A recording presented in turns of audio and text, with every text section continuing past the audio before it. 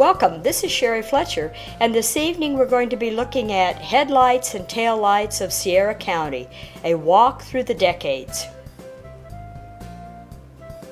One of the things in looking at our research was that many of our Native American tribes had bad immigration laws, and because they did not have a written language for the most part, their oral traditions were very difficult for white immigrants to understand, and the Indians always seemed to be having a difficult time trying to protect their lands as they did not have written documentation.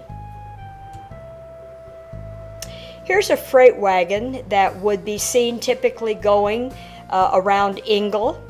It could leave from Cachio.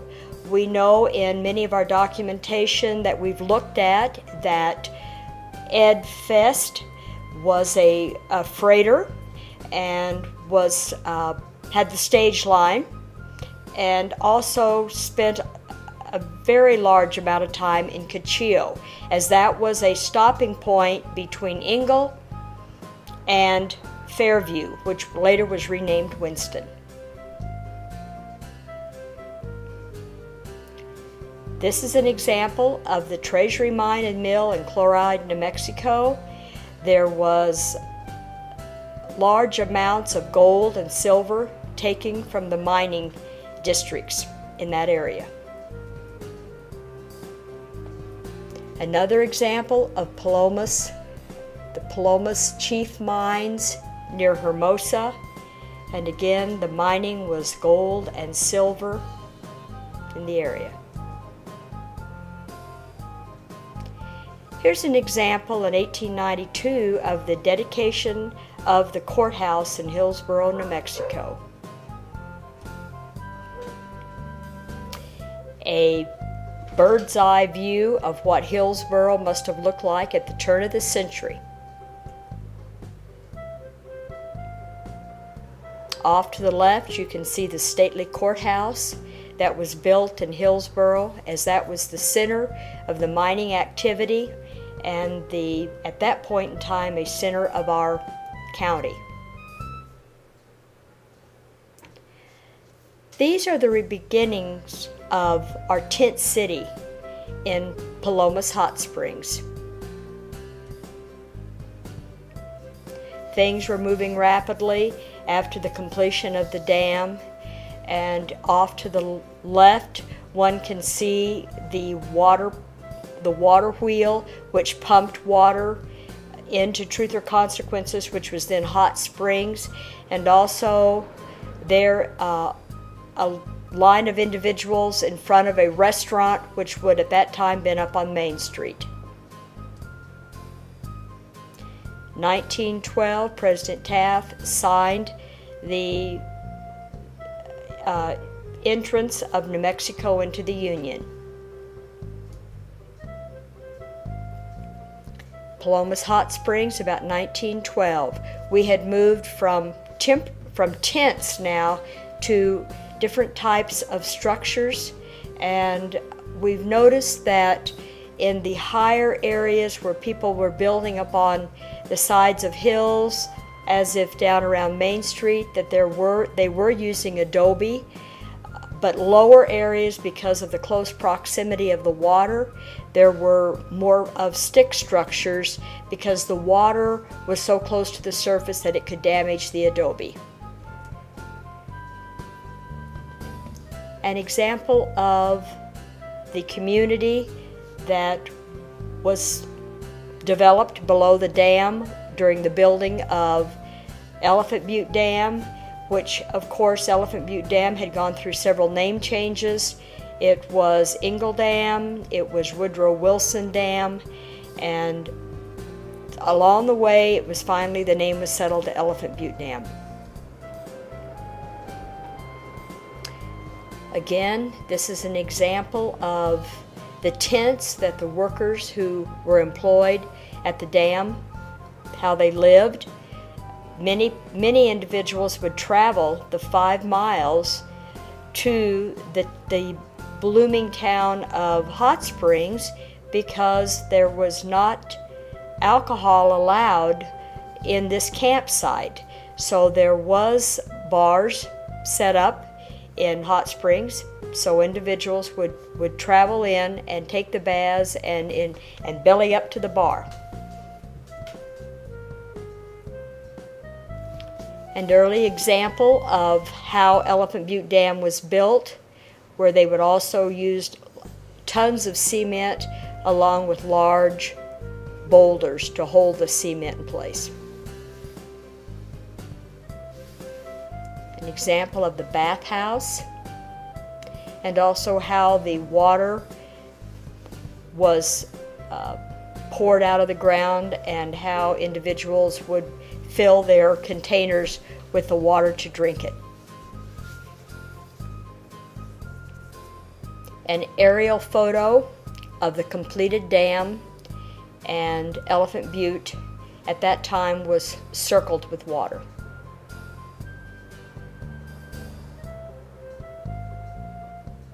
Here's an example of the dam itself. 1916, if one notices the large building in the back, that was most likely the James Hotel, and it was brought in, disassembled and brought in by wagons, and was then restructured down on was Pertain, which later was renamed Broadway. Here's a picture of the Hot Springs Auto Line. And the auto line would go from Engle, which had the train stop, to Hot Springs.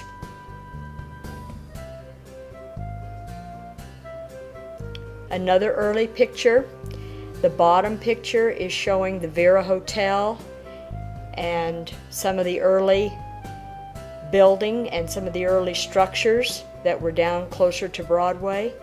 The top picture shows several of the buildings that were in the building site of Elephant Butte.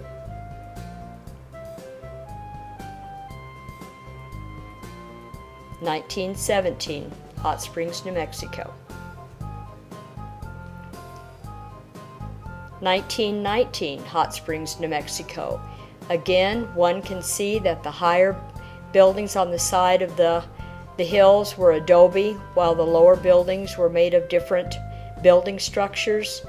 By then, the river, which had a drastic change in its course in 1909, had been pushed over to pretty much to the river course that were channeled that we know today, which now is Riverside Drive, and you see what is to be Broadway down below and around the building, the large building that was known later as the James Apartments.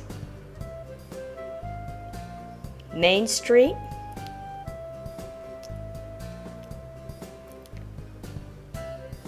The Kendall Meat Market and the Buckhorn Bar on Main Street. Here's another example of the Hot Springs Auto Line, and they had daily connections between Hot Springs and the train station in Engle.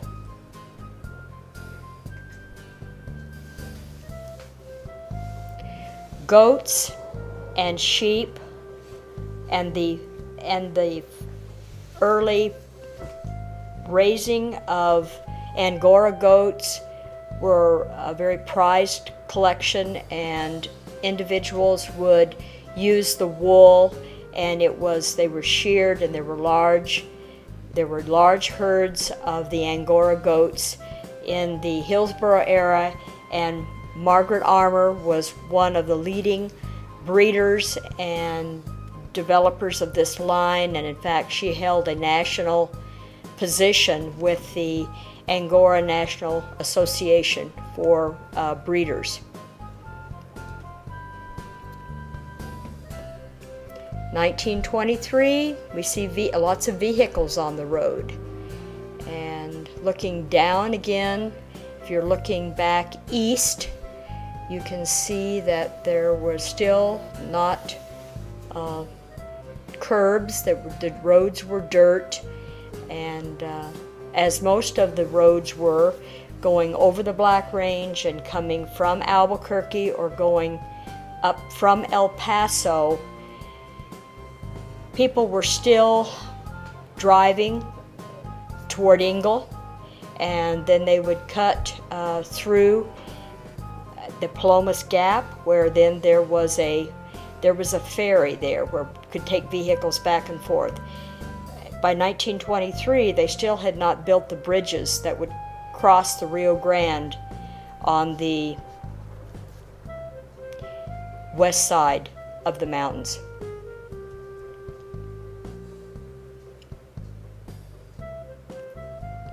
Taking the mineral baths for rheumatism.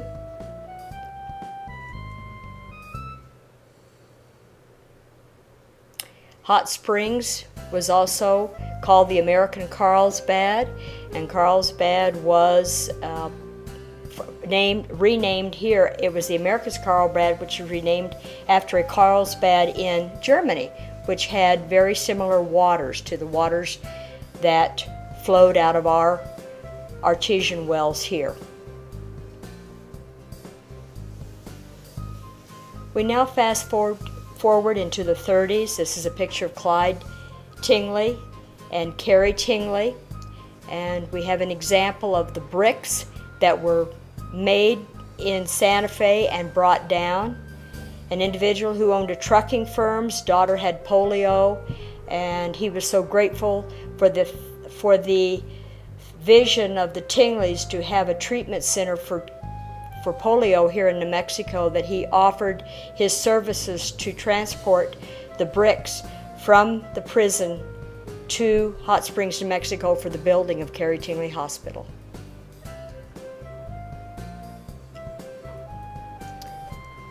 Here is a picture of 1937 of the delegates when they had the grand opening the celebration for the opening of Carrie Tingley Hospital. A later picture with the vegetation being planted. You can see how small the trees are. The trees were brought in from the northern part of north of us, close between Belen and Socorro, and Romelia Garcia's father was one that helped plant the trees and transport them from the northern part of the state here. Here's an early picture of a car court which no longer exists, but this was an example of the car courts that were opening up and being purchased and built to help the individuals who came or parents of children who were in the hospital. So families could come and stay and then visit their children, because children were in the hospital for several years at a time. This building, this Hot Springs, or the Broadway Car Court, was at the bottom of Carrie Tingley Hill. The bus would stop in front of the car court, so people could then stay here in modern accommodations and then walk up to Carrie Tingley Hospital to see their children. Here was a welcoming of a father and the child that has in braces but would have undoubtedly stayed at the hospital by herself. There were many children that were in an early age, and all ages were accepted at the Carrie Tingley Hospital. Here's a young man with polio with his mother. This young man's family lived in Las Cruces, so the mother could come up pretty frequently and visit her son. Here's another young man, and this is an example of an iron lung and the mother beside her. This young man grew up and eventually became an attorney, so he certainly overcome a lot of obstacles to take charge of his life. Often we ask, why do the parades start at the Carrie Tingley Hospital, or now it's the Veterans Center? And that was because the children and the patients at the Veterans Center now can enjoy the start of the parade. And here's an example of children outside on their gurneys and a young nurse holding a young child with polio. There was beautiful WPA artwork that were on the walls and statues that were in the aisles of the Carrie Tingley Hospital. You see above that many children took advantage of the therapeutic water to exercise their limbs and to develop their strength back after they've had polio.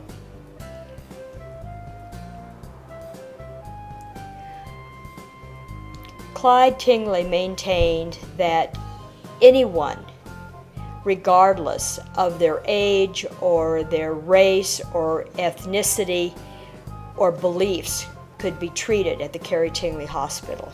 And here's an example of one of the families who would travel long distances to see their children while this child was in the hospital. Education happened at Carrie Tingley Hospital. Here's an example of a young lady who was learning to type because of undoubtedly having some type of braces or casts on her legs. This is a before and after shot of what polio could do to limbs.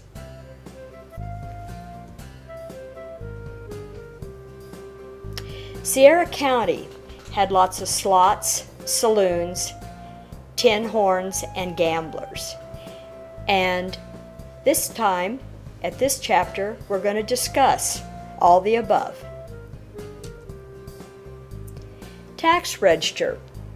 1890, individuals were being taxed for the schools at a 2.5 mill rate.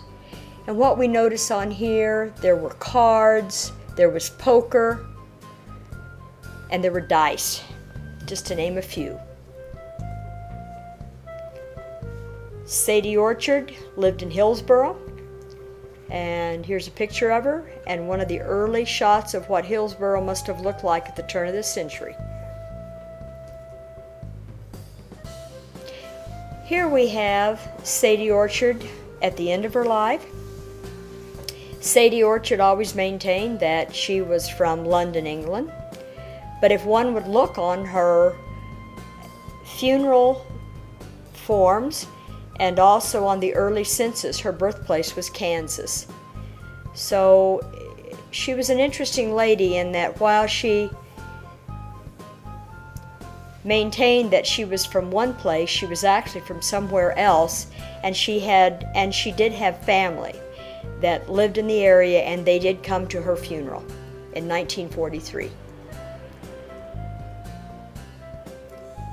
An example of the Star Saloon, which would have been up on Main Street.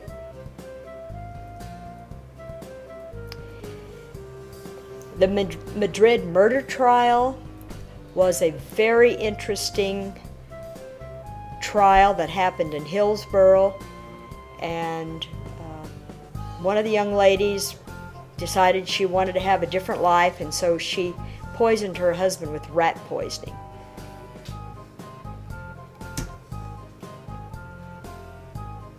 The Arizona bar, which had bragging rights. You can see they would bring their fish into the bar and take pictures. At one time there were many bars in the area, and they peppered the streets, and there was a string of bars up on Main Street as there was on Broadway.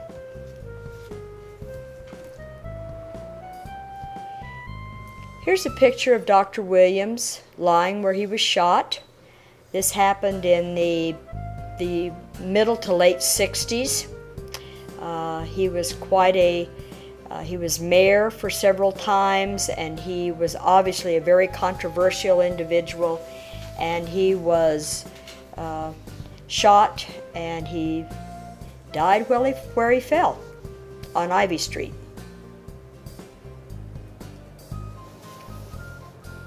An example of the Arizona bar and the Arizona Hotel.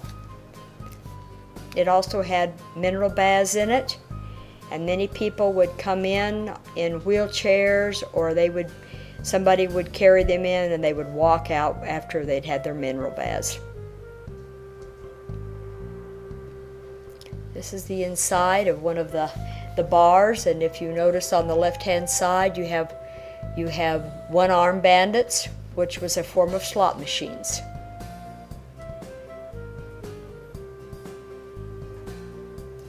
Another early picture of the Buckhorn Bar up on Main Street.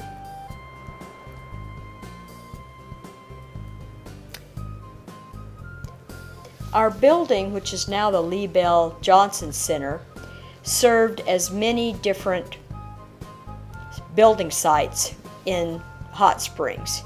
Here's an example when City Hall was there, and the state police are here.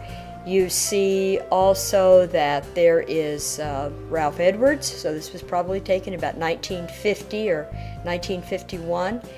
And on the right-hand side, the man in the checkered shirt and the cowboy hat was Burton Roach. He was a ladder ranch manager, and he was also a legislator for Sierra County and carried the movement to change the name from Hot Springs to Truth or Consequences through Santa Fe. Here's an example of another shooting that happened at Pine Knot Bar. Ernest Bonner had a partner named Darish Hart. They had a disagreement, and they both were carrying guns, and one individual came out of the pine knot, and if you look closely you can see a shot of whiskey sitting on the fender or on the bumper, and he put the shot of whiskey down, and him and his partner had a shootout at close range, and they both died in July of 1951. Here's the body of Ernest Bonner, still gun in hand, and this was where he fell, mortally wounded after the gunfight with his partner Hart Darish. Again, they were in the amusement business, which at that time amusement business could be not only music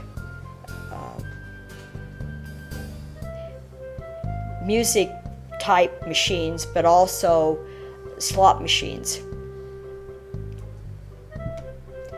Ironically, both these gentlemen are buried within very close proximity at the cemetery on Cedar Street.